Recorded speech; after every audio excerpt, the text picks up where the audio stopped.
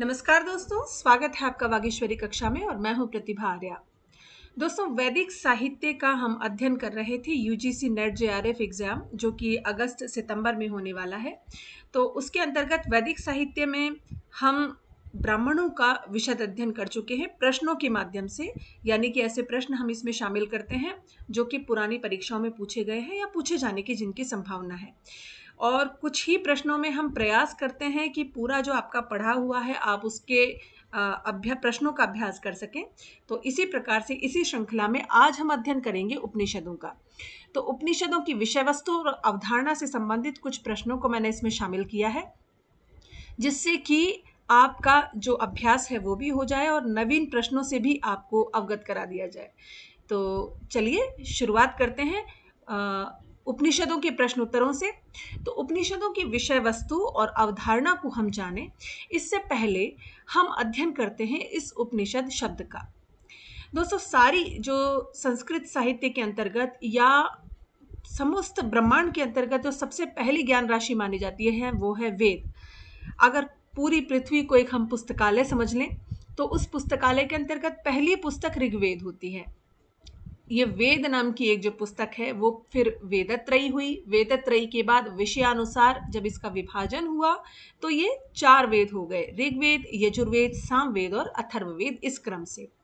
अब इन वेदों के अंतर्गत जितनी भी मंत्र संहिताएं हैं, उन संहिताओं को कब कब प्रयोग किया जाए, यज्ञ इत्यादि करते समय कौन कौन सी विधि विनियोग किया जाए, कौन से मंत्र और देवता किस छंद में उपयुक्त ये मंत्र है, किस अवसर पर इसको पढ़ा जाए, किस विषय में इसको पढ़ा जाए, इन सारी चीज़ों का अध्ययन हमने ब्राह्मण ग्रंथों में कर लिया, जिन ब्राह्मण ग्रंथों के द्वारा हमें यज्ञ संबंधी रहस्यों का पता लगता है और साथ में ये पता लगता है कि इन मंत्रों का किन अवसरों पर हमको प्रयोग करना है और किनसे हमको वांछित लाभ होगा। इसके बाद वैदिक साहित्य की इस श्रृंखला में अगला जो नाम आता है वो है उपनिषदों का। तो आइए देखते हैं ये उपनिषद क्या है। सबसे पहले हम ये देखते हैं कि जो उपनिषद शब्द है वो क्या कहता है। तो ये उपनिषद जो शब्द है दोस्तों, ये उप नि इन 2 उपसर्गों से मिलकर सद धातु से क्विप प्रत्यय करके बना है। यानी उप नि ये 2 उपसर्ग है, सद धातु और क्विप प्रत्यय करके और शब्द बनता है उपनिषद। इसका अर्थ होता है उप उपसर्ग का अर्थ है समीप, नि का अर्थ है निश्चित रूप से, सद धातु का अर्थ है बैठना, यानी गुरु की शरण में विनम्र होकर गुरु के समीप बैठना और ज्ञान का अध्ययन करना। इस प्रकार से यदि हम शंकराचार्य जी के भाष्यों के विषय में यदि बात करें तो शंकराचार्य जी कहते हैं कि जो उपनिषद शब्द में जो सद धातु है उसका साधारण अर्थ तो हमने देखा कि बैठना होता है, लेकिन शंकराचार्य जी इस धातु के 3 और अतिरिक्त अर्थ करते हैं और उन्हीं अतिरिक्त अर्थों से संबंधित हमारा पहला प्रश्न है, जो कि इस प्रकार है। आइए देखते हैं। प्रश्न है कि उपनिषद शब्दे निहित सद इति धातोः अर्थः नास्ति। जो उपनिषद शब्द में जो सद धातु है जिसका सामान्य अर्थ बैठना होता है, इसमें 3 और अन्य अर्थ किए गए हैं जो कि शंकराचार्य जी के द्वारा किए गए हैं। इनमें से कौन सा एक अर्थ है जो यहाँ पर उपयुक्त नहीं है? तो सबसे पहले शंकराचार्य जी कहते हैं कि जो सद धातु है, इस सद धातु के 3 अर्थ होते हैं सॉरी, कि सबसे पहले विशरण यानी कि चला जाना, सबसे पहले अविद्या का नाश। तो पहला अर्थ इसका क्या हुआ? अविद्या का नाश। दूसरा अर्थ है अविद्या के नाश के बाद दुख का निरोध करना। और तीसरा जो अंतिम गंतव्य है हम सभी का वो है ब्रह्म प्राप्ति। तो ये 3 अर्थ उन्होंने सद धातु के बताए कि अविद्या का नाश करके दुखों को विदा करें और अंत में जो हमारा लक्ष्य है ब्रह्म प्राप्ति, उसको हम वर्ण करें। इस प्रकार सद धातु के 3 अर्थ हमको बताए हैं जो कि प्रथम प्रश्न में है। इस प्रकार यदि हम देखें तो इस प्रश्न का उत्तर हो जाएगा नंबर 2 वैराग्य। ये सद धातु का अर्थ नहीं है। अगले प्रश्न की ओर बढ़ते हैं जो कि है प्रश्न 2। प्रश्न 2 हमसे कहता है कि प्रमुखानि उपनिषदानि सन्ति, प्रमुख उपनिषद कितने हैं? तो देखिए, सबसे पहले जब हम उपनिषदों की बात करते हैं तो उपनिषदों में प्रत्येक वेद से संबंधित अनेक प्रमुख और गौण उपनिषद है। ये प्रमुख और गौण उपनिषद मिलाकर के कुल 108 होते हैं। अब इन 108 में से 11 उपनिषदों पर, जो कि बहुत ही महत्वपूर्ण 11 उपनिषद हैं, उन पर हमको शंकराचार्य जी का भाष्य उपलब्ध होता है। ठीक है, लेकिन फिर भी एक उपनिषद है मुक्तक उपनिषद, जिसके अंतर्गत वो श्लोक हमको, जो प्रसिद्ध श्लोक है वो हमको प्राप्त होता है कि ईश केन कठ मुंड मांडुक्य इत्यादि 10 ही प्रमुख उपनिषद हैं। तो उसके अनुसार यदि हम देखें तो प्रमुख उपनिषदों की संख्या है 10। कितनी है? 10।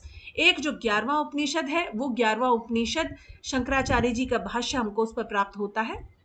उसके अतिरिक्त 10वें के अतिरिक्त वो 11वां है, लेकिन उसे मैं अभी बताऊंगी नहीं, क्योंकि अगले कुछ प्रश्नों में मुझे वो भी आपसे पूछना है। ठीक है, तो इसका सही उत्तर हो जाएगा दोस्तों 10 प्रमुख उपनिषद हैं। ठीक है, अगला प्रश्न हम देखते हैं, प्रश्न 3। कर्म संन्यासेन कर्मोपासना इत्यस्य विवेचनम अस्ति। कर्म संन्यास के द्वारा कर्म की उपासना, ये किस उपनिषद के अंतर्गत वर्णित है या किस उपनिषद का ये संदेश है? तो विकल्प है आपके सामने, कठोपनिषद, प्रश्नोपनिषद, छांदोग्योपनिषद, 1 मिनट, हाँ, ईशावास्योपनिषद या मांडुक्योपनिषद, ये आपको देखना है। 4 ऑप्शन है, बताना है आपको कौन सी उपनिषद से संबंधित यह पंक्ति है। तो इसका सही उत्तर यदि हम देखें वो हो जाएगा ईशावास्योपनिषद। किस प्रकार से?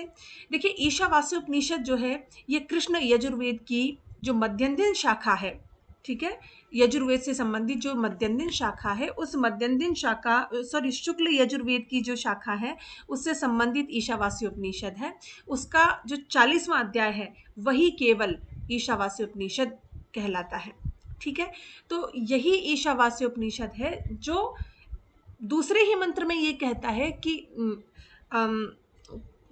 न कर्म लिप्यते नर कुर्वन्नेवे ही कर्मणि जिजी वेच्छता गुंग समाहा, यानी कर्म करते हुए 100 वर्ष तक जीने की इच्छा करो, यही कर्म की उपासना है। और कर्म से संन्यास भी है, क्योंकि वो कहता है तेन त्यक्तेन भुंजिता, क्योंकि संसार के जितने भी चराचर भौतिक जगत है उसमें आपको केवल त्याग भाव से ही उसका केवल अवरण करना है, इसके अतिरिक्त सब कुछ छोड़ देने पर ही बल देना है। तो ईशावास्योपनिषद ही है जो कर्म से संन्यास तो चाहता है, किंतु कर्म की उपासना एकमात्र तरीका बताता है और कहता है कि न कर्म लिप्यते नर, कर्म करने से व्यक्ति कभी भी लिप्त नहीं होता। हाँ, मोक्ष प्राप्ति तक का ये एकमात्र माध्यम है, क्या? कर्म करना। तो प्रश्न 3 का सही उत्तर हो जाएगा ईशावास्योपनिषद। अगला प्रश्न है प्रश्न 4। ये कहता है निम्नलिखितेषु प्रमुखम उपनिषदे न गण्यते। जो अभी हमने प्रश्न देखा था कि कुल मिलाकर के 10 ही क्या है? प्रमुख उपनिषद हैं। उन 10 प्रमुख उपनिषदों में से कोई एक है जो इसमें प्रमुख नहीं है। अब आपको वो पूरा श्लोक याद होगा, ईशकेन कठ मुंड मांडुक्य प्रश्न इत्यादि वाला। तो आप देख सकते हैं इनमें से कौन सा एक उपनिषद है जो कि प्रमुख उपनिषदों में नहीं गिना जाता। मांडुक्योपनिषद, छांदोग्योपनिषद, केनोपनिषद या श्वेताश्वेतोपनिषद। तो इसमें हम देखते हैं सही उत्तर दोस्तों श्वेताश्वेतोपनिषद। अब देखिए, जो श्वेताश्वेतोपनिषद है ये कृष्ण यजुर्वेद से संबंधित एक उपनिषद है। इस उपनिषद के अंतर्गत हमको एक विशेष बात ये जानने को मिलती है कि 10 उपनिषदों में तो नहीं गिना जाता, लेकिन इस उपनिषद की व्याख्या शंकराचार्य जी ने की है और एक बहुत ही सुंदर इसमें समागम मिलता है कि सांख्य और वेदांत को सामूहिक दृष्टिकोण यहाँ पर उन्होंने प्रस्तुत किया है। तो श्वेतोपनिषद है, एक बहुत ही सुंदर उपनिषद है जो कि गौण है, यानी प्रमुख 10 उपनिषदों में ना होकर के 11वां ये प्रमुख उपनिषद है। ठीक है, अगला प्रश्न आता है फिर से कि न कर्म लिप्यते नर इत्यनेन संबंधिता उपनिषदः अस्ति। कर्म के द्वारा मनुष्य लिप्त नहीं होता। अब मैं इसका उत्तर पहले ही दे चुकी हूं। तो तैत्तरीयोपनिषद, प्रश्नोपनिषद, मांडुक्योपनिषद या ईशावास्योपनिषद, इसमें किसमें से संबंधित है? तो जैसा कि मैं ऊपर उत्तर दे चुकी हूँ, सही उत्तर आ जाएगा इसका ईशावास्योपनिषद। ईशावास्योपनिषद का ही जो द्वितीय इसका जो मंत्र है, उसी मंत्र में कहा कि न कर्म लिप्यते नर, यानी कर्म करते हुए 100 वर्ष तक जीने की इच्छा मनुष्य को करनी चाहिए और जितने भी भौतिक चराचर जगत है उनका त्याग भाव से उपयोग करना चाहिए, क्योंकि कर्म मनुष्य को लिप्त नहीं करते, बल्कि जो अंतिम हमारा गंतव्य है, मोक्ष है, वहां तक पहुंचाने में कर्म ही सहायक है। ठीक है, तो न कर्म लिप्यते नर, ये बहुत ही प्रसिद्ध सूक्ति है जो कि बार बार पूछी जाती है। ये ईशावास्य उपनिषद से संबंधित है। अगला प्रश्न है बहुत ही सुंदर, द्वा सुपर्णा सयुजा इति चिंतनम कस्मिन उपनिषदे वर्णितः, यह किस उपनिषद में वर्णित है, ये बताना है आपको। मुंडकोपनिषद, तैत्तरीयोपनिषद, ऐतरेयोपनिषद या मांडुक्योपनिषद, ये आपको बताना है। कुछ सेकंड है आपके पास।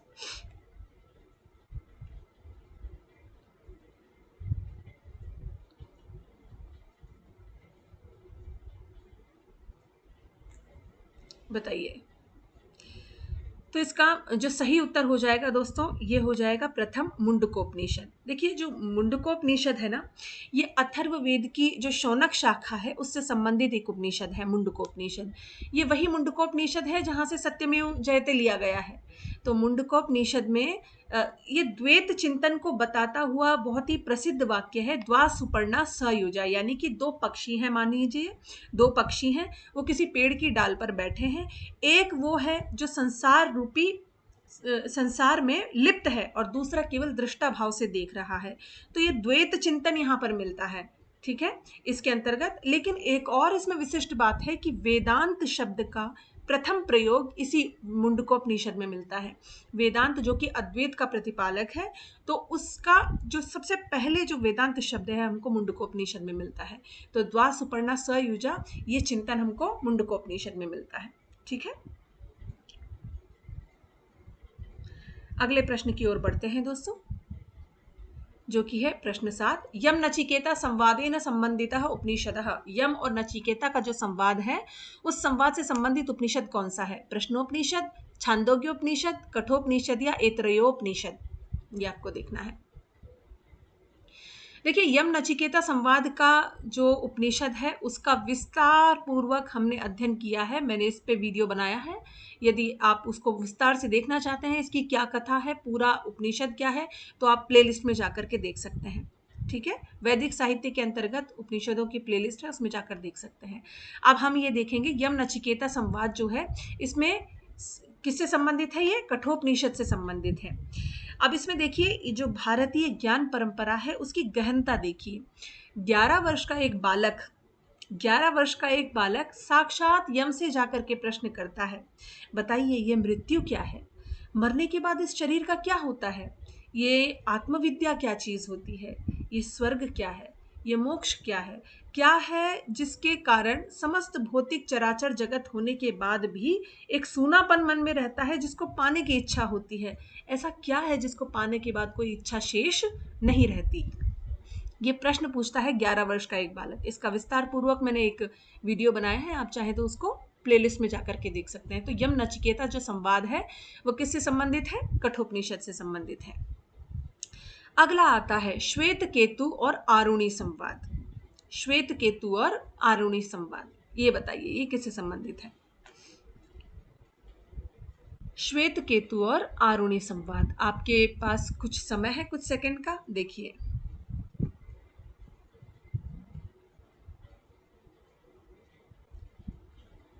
केनोपनिषद से, ईशावास्योपनिषद से, बृहदारण्योपनिषद से या छांदोग्योपनिषद से, ये आपको देखना है।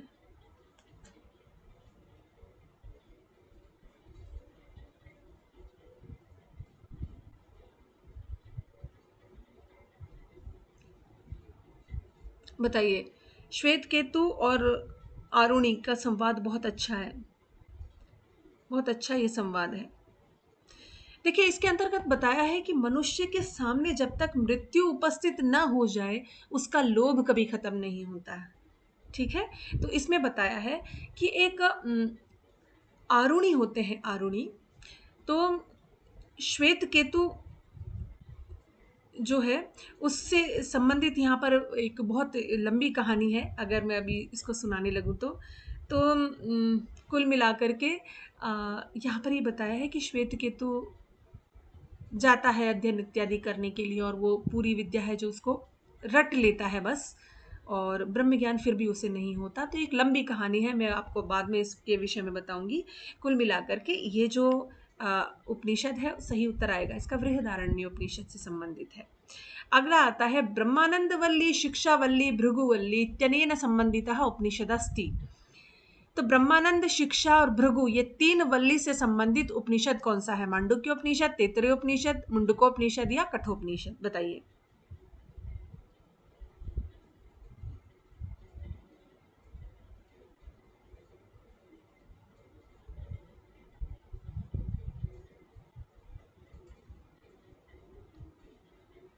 बताइए दोस्तों, सही उत्तर जो है इसका आ जाएगा वो है तैत्तिरीय उपनिषद। आप देखिए, जो तैत्तिरीय उपनिषद है ये कृष्ण यजुर्वेद से संबंधित एक उपनिषद है, ठीक है।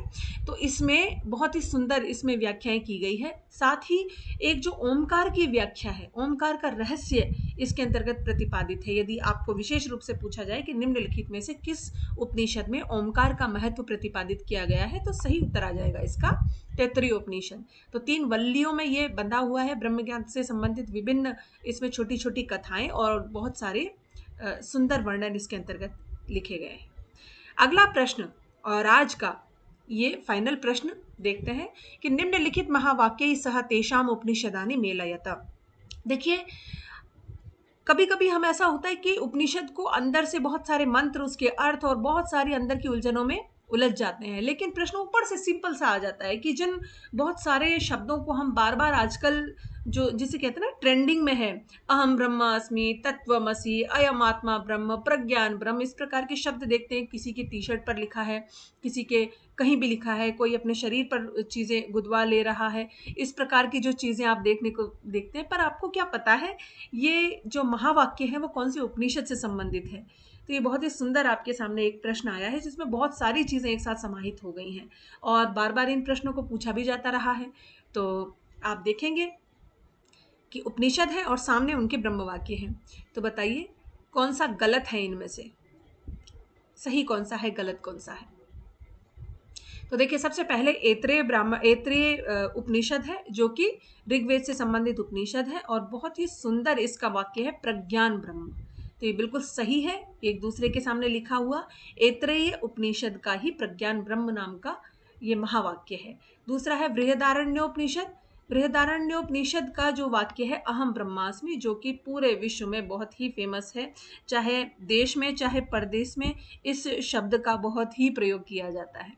अगला है छांदोग्योपनिषद। छांदोग्योपनिषद के अंतर्गत आता है तत्वमसि। तत्वमसि कैसे होता है कि गुरु से बालक पूछता है कि गुरुजी मैं कौन हूं? तो वे कहते हैं कि तुम ब्रह्म हो। ठीक है, गुरुजी अगर ब्रह्म है तो फिर गुरुजी मैं कौन हूं? तो वो कहते हैं तत्वमसि, जो मैं हूं वही तुम हो, यानी कि तुम भी ब्रह्म का ही एक रूप हो। अगला जो उपनिषद है वो है मांडुक्य उपनिषद और इसका जो महावाक्य है वो अहे अयम आत्मा ब्रह्म। उसका महावाक्य है कि यह जो आत्मा है यही ब्रह्म है। तो चारों उपनिषदों के सामने लिखे हुए वाक्य बिल्कुल सही है, मिलाने की कोई आवश्यकता नहीं है। ऐत्रेय ब्राह्मण प्रज्ञान ब्रह्म, बृहदारण्योपनिषद अहम ब्रह्मास्मि, छांदोग्योपनिषद तत्वमसि और मांडुक्योपनिषद अयम आत्मा ब्रह्म।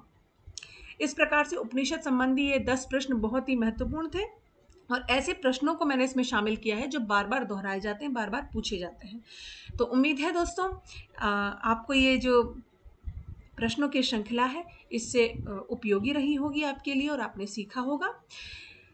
अगले जो वीडियो है उसमें हम वेदांगों से संबंधित कुछ प्रश्न लेकर आएंगे, जिसमें कि हम सीखेंगे कि वेदांग से संबंधित नेट जेआरएफ और असिस्टेंट प्रोफेसर की जो परीक्षाएं हुआ करती है उसमें कौन सी चीज़ें महत्वपूर्ण हैं जिनका हम आगे अध्ययन करेंगे। आज की कक्षा में इतना ही। आप सभी को बहुत बहुत शुभकामनाएं, अग्रिम शुभकामनाएं परीक्षा के लिए और धन्यवाद आज की कक्षा के लिए।